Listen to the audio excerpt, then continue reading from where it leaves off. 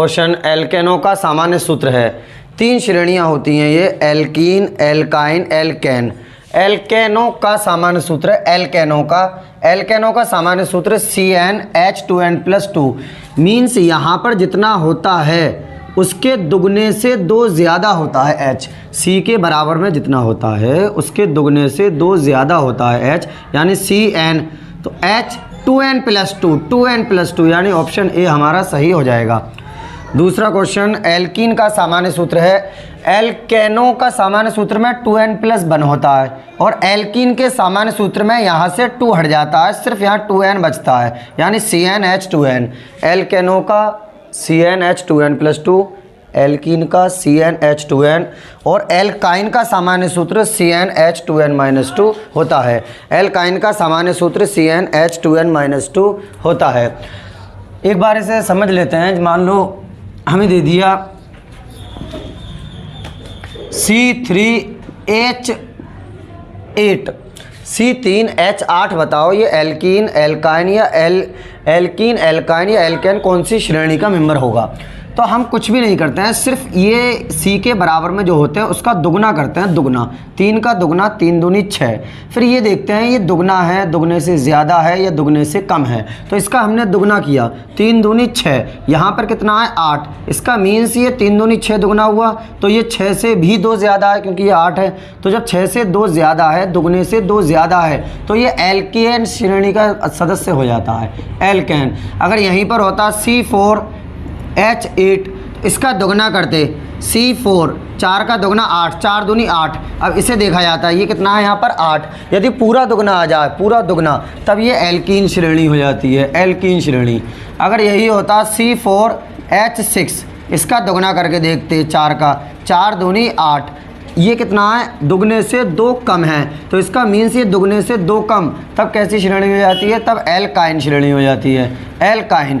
तो जब दुगने से 2 ज़्यादा तब एल्केन, दुगना तो एल्कीन, दुगने से 2 कम तो एल्काइन। तो इस तरह से कोई सा भी मेंबर दे सकता है। मान लो इतना बहुत सा मेंबर दे दे ये वाला H12, H26, तो इसका दुगना किया जाएगा सिर्फ, 12 दूनी 26। ये कितना है 12 दूनी 24, सॉरी 12 दूनी 24, ये कितना है 26, तो 12 दूनी 24, यहाँ पर है 26, तो दुगने से 2 ज़्यादा है, तो इसका मीन्स ये कौन सा हो जाएगा, एल्केन हो जाएगा, एल्केन, जब दुगने से 2 ज़्यादा है। अगर यही हो जाता है H12, H22, तो इसका दुगना करते 12 दूनी 24, यहाँ कितना है 22, यानी दुगने से 2 कम है। जब दुगने से 2 कम होता तब ये एल्काइन हो जाता, काइन। तो पहले होता है दुगने से 2 ज़्यादा एल्कीन, फिर एल्कीन पूरा दुगना, फिर एल्काइन से 2 कम होता है एल्काइन में। चौथा क्वेश्चन, निम्नलिखित में एल्कीन है। तो एल्कीन, एल्काइन, एल्केन किसी का भी हमारे पास क्वेश्चन आ जाए एग्जाम में यदि, तो हमें कुछ भी नहीं करना है, सिर्फ इसका दुगना करना है, दुगना।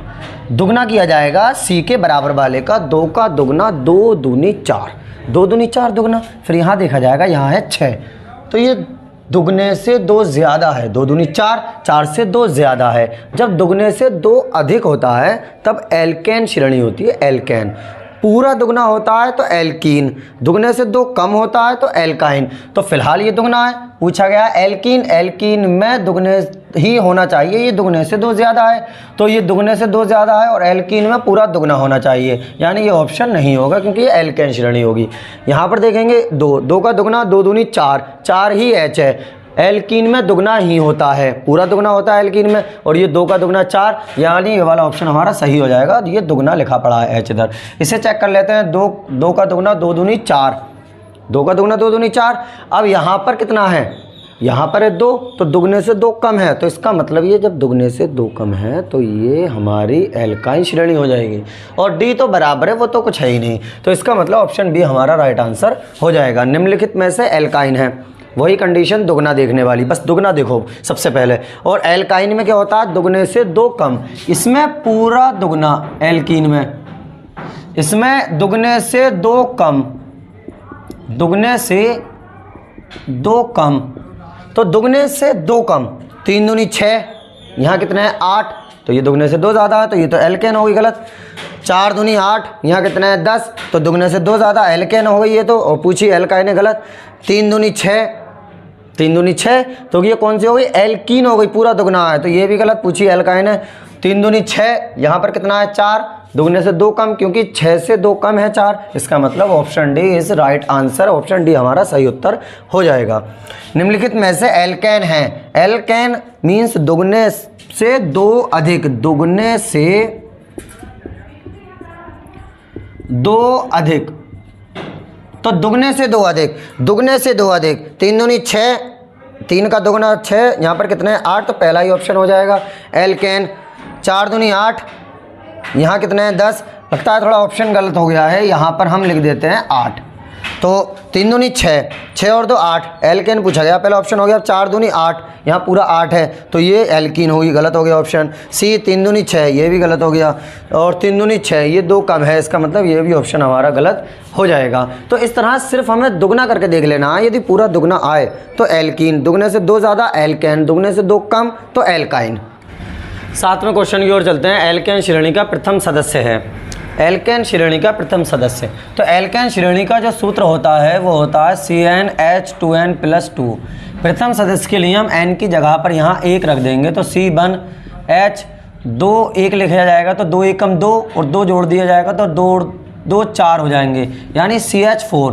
तो CH4 जो होता है वो मैथेन का सूत्र होता है, यानी एल्केन श्रेणी का जो प्रथम सदस्य होगा वो मैथेन होगा। अब उसके बाद ऐसे तो दे ही सकता है, लेकिन सूत्र के रूप में भी दे सकता है CH4। तो मैथेन श्रेणी, वो एल्केन श्रेणी का जो प्रथम सदस्य होता है वो मैथेन होता है। मैथेन का सूत्र अगर यदि दे विकल्प में, तब सूत्र भी दे सकता है CH4। जैसे सूत्र के रूप में ये विकल्प दिया हुआ होता CH4 C2H6 C2H2 NOT, तो हम मैथेन का सूत्र जानते हैं CH4 होता है, तो ऐसी कंडीशन में भी मैथेन हमारा ए ऑप्शन सही हो जाता। एल्कीन श्रेणी का प्रथम सदस्य है, एल्कीन का सूत्र होता है SCnH2n। यहाँ पर n की जगह 1, लेकिन n की जगह 1 लिखने के बाद कार्बन संतुलित नहीं हो पाते हैं, इसलिए एल्कीन और एल्काइन दोनों में n की जगह पर प्रथम सदस्य के लिए 2 रखे जाते हैं। एल्कीन और एल्काइन में दोनों में प्रथम सदस्य की जगह पर 2 रखे जाते हैं, यानी C n की जगह पर 2, H n की जगह पर 2, 2 दूनी 4, यानी C2H4। ये किसका सूत्र होता है? ये होता है C एथिलीन का, यानी एल्केन श्रेणी का प्रथम सदस्य का जो हो जाएगा वो मैथेन हो जाएगा CH4। एल्कीन श्रेणी का प्रथम सदस्य एथिलीन, यानी C2H4 भी आ सकता है ऑप्शन में। एल्काइन श्रेणी का प्रथम सदस्य, इसके ऑप्शन लिखना भूल गए हैं, चलो फिर भी एल्काइन श्रेणी का प्रथम सदस्य, एल्काइन श्रेणी का सूत्र होता है CnH2n-2, मीन्स n की जगह पर 2 रख दिए जाएंगे, C2H, 2 दूनी 4, 4 में से 2 गए, कितने बचे? 2 बचेंगे, C2H2। ये किसका सूत्र होता है? ये होता है एसिटिलीन का सूत्र, एसिटिलीन। तो ऐसी कंडीशन में एल्काइन श्रेणी का एसिटिलीन या C2H2। तो कहने का मतलब ये है एल्केन श्रेणी का जो सूत्र होता है, प्रथम सदस्य होता है एल्केन श्रेणी का, एल्केन CnH2n+2, एल्केन मीन्स ये, इसका जो प्रथम सदस्य है वो CH4 या हम कह सकते हैं मैथेन है। CnH2n means alkene, alkene, alkene का प्रथम सदस्य है C2H4 मीन्स क्या? Ethylene, ethylene, ethylene.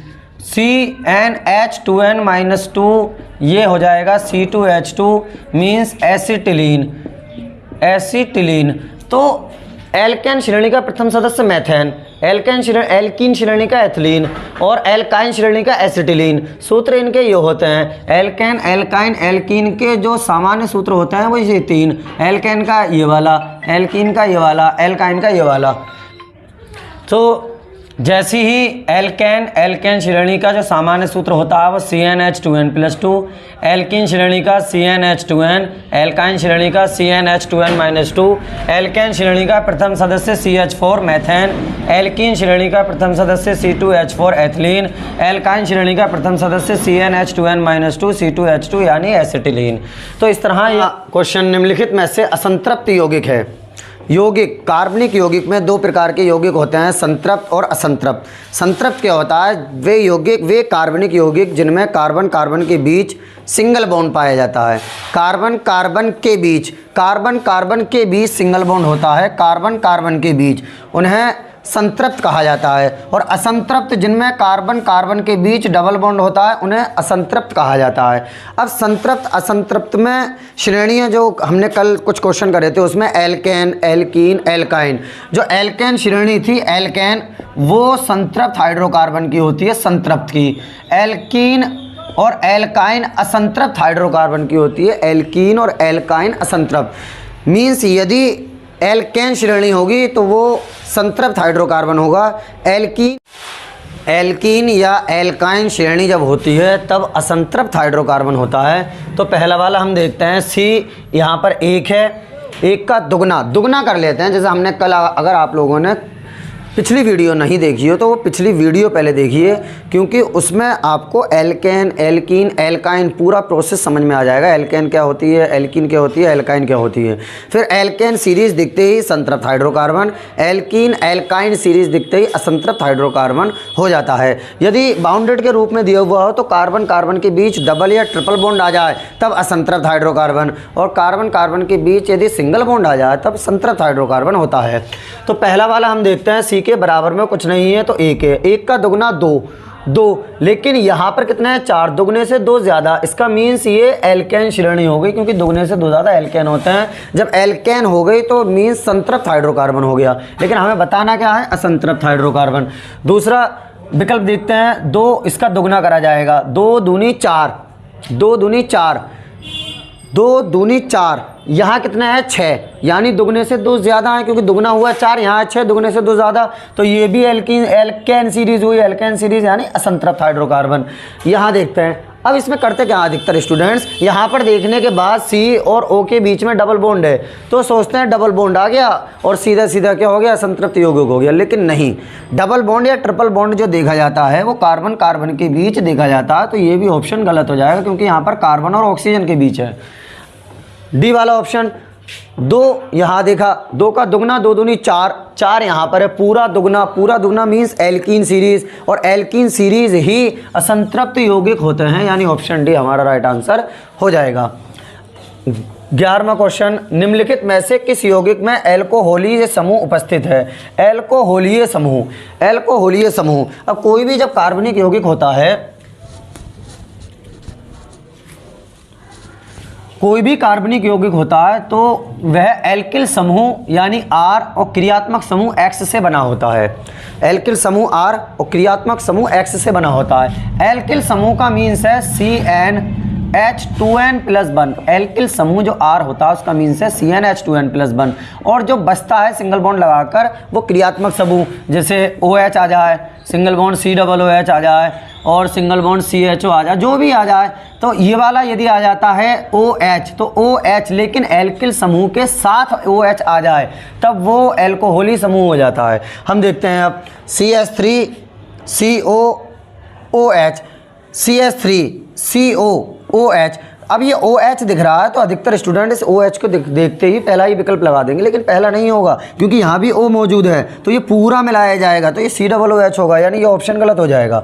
CH3CH2OH, CH3CH2, CH3CH2, यहाँ C1, यहाँ C1, C हो गए 2, H यहाँ पर 3, H यहाँ पर 2, H हो गए 5, तो यहाँ C2, H5, 2 दूनी 4, 4 और 1 5, यानी एल्किल समूह हो गया ये R। अब इसके साथ क्या लगा हुआ है OH, तो यही हमारा ऑप्शन भी सही हो जाएगा। फिर भी आगे देख लेते हैं, अब यहाँ पर भी OH लगा हुआ है, लेकिन यहाँ पर ये एल्किल समूह नहीं है, क्योंकि 6 दूनी 12 और 1 13, यानी C6H13 होने चाहिए थे। ये तो जल है, यहाँ तो C ही नहीं आ रहा, तो ये ऑप्शन तो बिल्कुल ही गलत ऑप्शन होगा। अब अगले क्वेश्चन की ओर चलते हैं, यानी हमारा इसमें बी ऑप्शन बिल्कुल राइट आंसर हो जाएगा, बी ऑप्शन की ओर। ब्यूटेनॉन में क्रियात्मक समूह है, ब्यूटेनॉन में जो क्रियात्मक समूह होगा वह single bond CO single bond यानी CO वाला होता है। CHO गलत, एल्डिहाइड समूह होता है ये। OH एल्कोहली समूह होता है। COOH कार्बोक्सिल समूह होता है, तो इसका मीन CHO एल्डिहाइड समूह। CHO जो होता है वो एल्डिहाइड समूह होता है, एल्डिहाइड समूह, एल्डिहाइड समूह। CO जो होता है वो कीटोनी समूह यानी ब्यूटेनॉन, ये सब आते हैं। और OH एल्कोहली समूह, और COOH कार्बोक्सिल समूह। COOH जो होता है वो कार्बोक्सिल समूह होता है। निम्नलिखित में असंतृप्त यौगिक है। असंतृप्त जिसमें कार्बन कार्बन के बीच डबल बॉन्ड या ट्रिपल बॉन्ड पाया जाता है वो असंतृप्त होता है। लेकिन कार्बन कार्बन के बीच, यहाँ पर C और O के बीच डबल बॉन्ड है तो ये ऑप्शन नहीं होगा। यहाँ पर C और O के डबल बॉन्ड है, बीच में नहीं। C वाला देखते हैं, CH3 CH double bond CH2, तो C और C के बीच में डबल बॉन्ड आ गया तो इसका मतलब यही ऑप्शन हमारा सही हो जाएगा। यहाँ पर C और O के बीच में डबल बॉन्ड आया है तो C कार्बन कार्बन के बीच डबल बॉन्ड आना चाहिए, कार्बन कार्बन के बीच। तो यहाँ पर भी कार्बन कार्बन के बीच नहीं है, कार्बन ऑक्सीजन के बीच है। यहाँ पर भी कार्बन ऑक्सीजन के बीच है, यहाँ पर भी कार्बन ऑक्सीजन के बीच है। कार्बन कार्बन के बीच सिर्फ C वाले विकल्प में सही है, तो C ऑप्शन हमारा सही हो जाएगा। 14वां क्वेश्चन, निम्नलिखित में किस यौगिक में कीटोनी समूह उपस्थित है? कीटोनी समूह CO, कीटोनी समूह CO कीटोनी समूह। लेकिन यहाँ पर भी H यहाँ है, H यहाँ है, लेकिन एल्किल समूह यानी C होना चाहिए, तो ये ऑप्शन सही नहीं होगा क्योंकि इस साइड H है, ये पूरा मिलेगा CHO होगा, तो ये ऑप्शन गलत हो जाएगा। ये भी पूरा मिलेगा CHO होगा, एल्डिहाइड समूह हो जाएगा, ये भी ऑप्शन गलत हो जाएगा। ये पूरा मिलेगा COOH, ये भी गलत हो जाएगा। यहाँ पर आगे C आ गया, यही बचा COO, C double bond O यानी C double bond O, option D हमारा सही हो जाएगा। कीटोनी समूह CO ग्रुप वाला कीटोनी समूह होता है। 15वें क्वेश्चन की ओर चलते हैं। निम्नलिखित में से सजातीय युग्म है। सजातीय युग्म मीन्स जिसमें एक से क्रियात्मक समूह होते हैं, वह युग्म जिसमें सेम क्रियात्मक समूह होते हैं वह सजातीय युग्म कहलाते हैं। हमने ये लिया तो C के बराबर में कुछ नहीं है, 1 1 का दुगना 2, यहाँ पर 4 है तो 2 से 2 ज़्यादा यानी एल्केन सीरीज़ हुई है, एल्केन। यहाँ पर पूरा दुगना यानी ये एल्कीन हुई, यहाँ पर एल्केन, यहाँ पर एल्कीन, तो ये ऑप्शन हमारा गलत हो जाएगा। यहाँ पर OH, यहाँ पर क्रियात्मक समूह CHO, तो ये भी ऑप्शन गलत हो गया। ये एल्कोहली, ये एल्डिहाइड समूह। यहाँ पर CHO, यहाँ भी CHO, दोनों सेम क्रियात्मक समूह यानी ऑप्शन C हमारा राइट आंसर हो जाएगा। यहाँ पर OH, यहाँ पर O, तो ये भी गलत हो जाएगा। तो जिसमें एक से क्रियात्मक समूह होते हैं वही हमारा क्या होता है? सजातीय युग्म होता है। 16वां क्वेश्चन, एथिल एल्कोहल का UPSC नाम है। एथिल एल्कोहल, अब ये सूत्र से भी पूछ सकता था। एथिल एल्कोहल का सूत्र होता है C2H5OH, C2H5OH। सेम क्वेश्चन इस तरह से बन सकता था, C2H5OH का UPSC नाम है, क्योंकि एथिल एल्कोहल से भी पूछ सकता है, C2H5OH से भी पूछ सकता है। तो C2H5OH, C2 पे होता है क्या? एथ, OH यानी OH यानी एल्केनोल, एल की जगह कार्बन नंबर कितने हैं? 2, तो एथेनोल यानी इसका C2H5OH का जब OH दिख जाता है, जब OH एल्कोहली समूह दिख जाता है तो IUPAC सूत्र जो होता है वो एल्केनोल होता है। ये सिर्फ एल की जगह कार्बन नंबर लिख दिए जाते हैं। कार्बन नंबर C2 है, C2 पे होता है एथ, तो इसका मीन्स एथेनोल हो जाएगा, ये एथेनोल। तो एथेनोल यानी ऑप्शन ए हमारा राइट आंसर हो जाएगा। 17वें क्वेश्चन की ओर चलते हैं। एसिटिक अम्ल का IUPAC नाम है। अब एसिटिक अम्ल से भी आ सकता है, CH3COOH से भी आ सकता है, क्योंकि एसिटिक अम्ल का जो सूत्र होता है वो CH3COOH होता है। अब COOH दिखते ही होता है एल्केनोइक एसिड, एल्केनोइक एसिड। एल की जगह कार्बन नंबर है 1 2, 2 पे होता है एथ यानी एथेनोइक एसिड। एसिड कह दो या अम्ल कह दो, एसिड कह दो या अम्ल कह दो, तो एथेनोइक अम्ल, ये तो गलत हो जाएगा, एसिड कर दिया इसमें, एसिड बस इसे इंग्लिश में लिख दिया गया एसिड, और यहाँ पर एथेनोइक एसिड यानी ऑप्शन नंबर बी हमारा राइट आंसर हो जाएगा। तो इस तरह हमारी ये कार्बन तथा उसके यौगिक की MCQ की वीडियो थी। इसी तरह हम आगे को चलते रहेंगे। आज के लिए इतना ही काफ़ी है, बाकी बातें नेक्स्ट वीडियो में होंगी। 18वां क्वेश्चन, फॉर्मेल्डिहाइड का IUPAC नाम है। हमारी MCQ की सीरीज़ चल रही है, लगातार आप लोग बने रहिए, और यदि चैनल को अभी तक सब्सक्राइब नहीं किया है तो चैनल को सब्सक्राइब कर दीजिए और अपने फ्रेंडों में सभी जगह पर वीडियो को शेयर कर दीजिए ताकि उनका भी थोड़ा भला हो जाए और वो भी अच्छे से सीख पाएँ। फॉर्मेल्डिहाइड का IUPAC नाम है। फॉर्मेल्डिहाइड फॉर्मेल्डिहाइड का जो सूत्र होता है वो होता है SCHO। तो SCHO सूत्र, चाहे फॉर्मेल्डिहाइड का नाम आ जाए IUPAC, चाहे SCHO का आ जाए, फॉर्मेल्डिहाइड का भी आ सकता है, SCHO का भी आ सकता है, बात एक ही होती है। तो SCHO मीन्स एल्डिहाइड समूह। एल्डिहाइड समूह का जो IUPAC लिखा जाता है वो एल्केनल से लिखा जाता है, एल्केनल।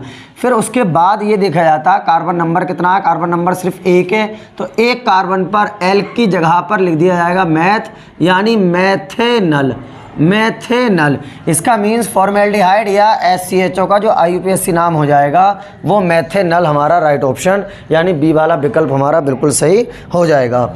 IUPAC नाम, एसिटल्डिहाइड का IUPAC नाम है एसिटल्डिहाइड। एसिटल्डिहाइड, एल्डिहाइड, एल्डिहाइड जब समूह आ गया तो इसका मतलब CHO आएगा ही आएगा। अब फॉर्मेल्डिहाइड तब SCHO, एसिटल्डिहाइड तब CH3CHO, CH3CHO से आ जाए या एसिटल्डिहाइड से आ जाए, बात एक ही होती है। CHO दिखते ही एल्केनल सूत्र होता है, एल्केनल से IUPAC नाम लिखा जाता है। एल्क की जगह पर सिर्फ कार्बन नंबर लिख दिए जाते हैं और कुछ नहीं। 1 2 2 कार्बन नंबर पे एथ और एनल ऐसी के ऐसी, यानी ethanal, ethanal. Option number B हमारा राइट आंसर हो जाएगा। 20वें क्वेश्चन की ओर चलते हैं। एसीटोन, एसीटोन का IUPAC नाम है, तो एसीटोन का सूत्र होता है CH3COCH3।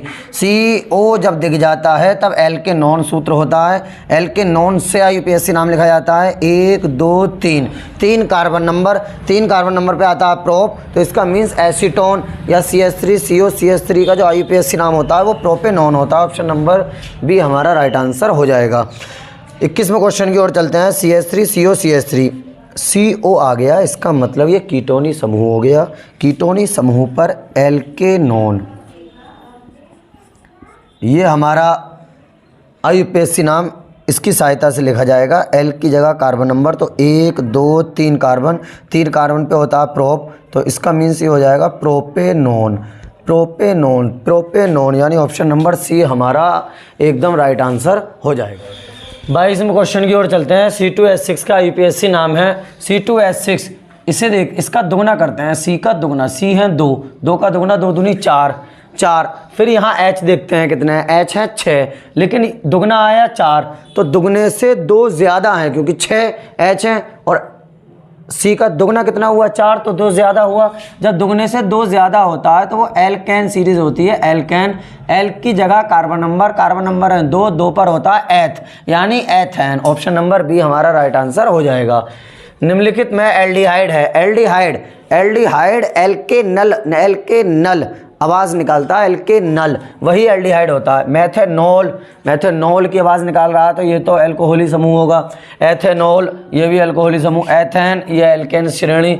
मैथेनल, मैथेनल एल्केनल आवाज़ निकली, यानी बी ऑप्शन हमारा राइट आंसर हो जाएगा। प्रोपेनॉल है, प्रोपेनॉल, प्रोपेनॉल OH समूह होगा और C कितने होंगे 3, वो प्रोपेनॉल होगा, यानी OH समूह C3, OH समूह C3, OH समूह C3, तो यहाँ तो मसला थोड़ा गड़बड़ है। प्रोपेनॉल C3 होना चाहिए, तो ये तो ऑप्शन खैर हो ही नहीं सकता क्योंकि C3 प्रोपे C3 होते हैं। अब इन तीनों में कौन सा विकल्प होगा? अब कभी भी कोई भी कार्बनिक यौगिक बनता है वो RX से बनता है। R मीन्स एल्किल समूह, यानी CnH2n+1, CnH2n+1 मीन्स यहाँ पर N जो भी होगा C का, उसका दुगने से एक अधिक आता है इधर की साइड। अब यहाँ पर हम दुगना करेंगे, 3 दूनी 6, दुगने से एक ज़्यादा होना चाहिए, तो ये तो दुगने से ज़्यादा है नहीं एक, क्योंकि एल्किल समूह तभी होता है दुगने से एक ज़्यादा होता है। यहाँ आते हैं ये पूरा दुगना है, जबकि दुगने से एक ज़्यादा होना चाहिए, ये भी विकल्प गलत। यहाँ देखते हैं 3 दूनी 6 और दुगने से एक ज़्यादा, क्योंकि यह 7 है, तो यही ऑप्शन हमारा राइट आंसर हो जाएगा, डी वाला। अगला क्वेश्चन 25वां। प्रोपेन का रासायनिक सूत्र है प्रोपेन, प्रोपेन। एन की आवाज़ निकली, कार्बन कितना है 3, प्रोप पे 3 कार्बन, 3 कार्बन। एन की आवाज़ निकली, तो यानी दुगने से 2 ज़्यादा, एच दुगने से 2 ज़्यादा, इसका दुगना 3 दूनी 6, 6 और 2 ज़्यादा तो 8, यानी C3H8, यानी ऑप्शन नंबर बी हमारा राइट आंसर हो जाएगा। चलते हैं। निम्नलिखित में क्षारीय धातु है, क्षारीय धातु, क्षारीय धातु प्रथम समूह वाली जो धातुएं होती हैं वो क्षारीय धातु होती हैं, यानी हम इलेक्ट्रॉनिक विन्यास करते हैं Na, पहला क्या है Na, Na का जब इलेक्ट्रॉनिक विन्यास करेंगे तो 2 8 1 आखिर में 1 आ गया। यदि आखिर में 1 आ जाता है तो वो प्रथम पहले वाले समूह का तत्व होता है, और पहले समूह के जितने भी तत्व होते हैं वो सब क्षारीय धातु कहलाते हैं। कौन कौन से? हेलिन आकार अक्षर पर Li Na K Rb CS Fr, ये सब क्या होंगे? क्षारीय धातु होंगे। तो क्षारीय धातु कौन से होते हैं? जो प्रथम समूह के तत्व होते हैं वो क्षारीय धातु कहलाते हैं। अच्छा, क्षारीय मृदा धातु होते हैं। क्षारीय मृदा धातु, क्षारीय मृदा धातु, क्षारीय मृदा धातु क्या होता है? जो दूसरे समूह के, द्वितीय समूह के जो तत्व होते हैं वो क्षारीय मृदा धातु होते हैं। तो फिलहाल क्षारीय धातु पूछा गया, तो क्षारीय धातु कौन सा होगा? इसमें सोडियम पहले वाले समूह का तत्व हो जाएगा, यानी आखिर में 1 आएगा इसके। अब दूसरे क्वेश्चन की ओर चलते हैं। Li विकर्ण संबंध दर्शाता है। Li किसके साथ विकर्ण संबंध दर्शाता है? तो Li जो है वो Mg के साथ विकर्ण संबंध दर्शाता है। विकर्ण संबंध जो द्वितीय आवर्त के कुछ तत्वों के गुणधर्म तृतीय आवर्त के कुछ तत्वों के गुणधर्म के समान होते हैं, जो उनके विकर्णीय अभिगुण होते हैं, विकर्ण वाले, तो वो किसके साथ दर्शाता है? Li दर्शाता है Mg के साथ। निरूपक या प्रारूपिक तत्व है। निरूपक तत्व किसे कहा जाता है? वे तत्व जो तृतीय आवर्त के होते हैं, तृतीय आवर्त के तत्वों को निरूपक तत्व कहा जाता है। तृतीय आवर्त सोडियम देखते हैं कौन से आवर्त का है? 11 2 8 1, तो 1 2 3 तृतीय आवर्त हो गया और प्रथम समूह हो गया इसका। तो तृतीय आवर्त के तत्व भी क्या कहलाते हैं? निरूपक तत्व कहलाते हैं, यानी ऑप्शन ए सही हो जाएगा। फिर भी के को देख लेते हैं। के क्या? पोटेशियम, इसका होता है 19 तो 2 8 8 1, तो ये तो चतुर्थ आवर्त का हो जाएगा। और जबकि किसे कहा जाता है? निरूपक तत्व जो तृतीय आवर्त के तत्व होते हैं उन्हें निरूपक तत्व कहा जाता है। निम्नलिखित में से कौन सा तत्व विद्युत धनी है? विद्युत ध्वनि का मतलब होता है जो पॉजिटिव चार्ज यानी इलेक्ट्रॉन कौन दूसरे को दे देता है अपना। फ्लोरीन 2,7, तो ये तो इसे एक इलेक्ट्रॉन की आवश्यकता अपनी अंतिम कक्षा पूरी करने के लिए। इस पर नेगेटिव चार्ज, ये तो ऑप्शन है नहीं, ये भी नेगेटिव चार्ज क्लोरीन, सल्फर भी नेगेटिव चार्ज, तो विद्युत धनी कौन सा हो जाएगा? ऑप्शन डी हमारा राइट आंसर हो जाएगा। पांचवें क्वेश्चन की ओर चलते हैं। निम्न तत्व में किसकी विद्युत ऋणात्मकता कम है? विद्युत ऋणात्मकता सबसे कम किसकी है? तो जिसकी विद्युत धनात्मकता सबसे ज्यादा होगी उसकी विद्युत ऋणात्मकता सबसे कम होगी। अब Na है, Na 11 2 8 1, तो यानी इस पर एक पॉजिटिव चार्ज आया तो ये एक इलेक्ट्रॉन एकदम फटाक से ना किसी को भी दे देगा, किसी को भी। Mg 12 होता है 2 8 2, ये 2 इलेक्ट्रॉन देगा। 2 को खींचने में थोड़ी परेशानी होगी, जब 2 को खींचना परेशानी होगी, होगा ये भी पॉजिटिव धन होगा, धनात्मक होगा, धात्विक होगा, लेकिन 2 को थोड़ी ज्यादा परेशानी, तो 1 को आराम से खींच दिया जाएगा। तो इसलिए ज्यादा जो विद्युत धनी होगा वो Na होगा। जब ज्यादा विद्युत धनी Na होगा तो इसका मतलब सबसे कम जो विद्युत ऋणात्मकता होगी वो Na की हो जाएगी, सबसे कम। अगला, निम्न तत्वों में किसकी विद्युत ऋणात्मकता सबसे अधिक होती है? सबसे अधिक विद्युत ऋणात्मकता फ्लोरीन की होती है। पूरी आवर्त सारणी में सबसे अधिक विद्युत ऋणात्मकता फ्लोरीन F की होती है।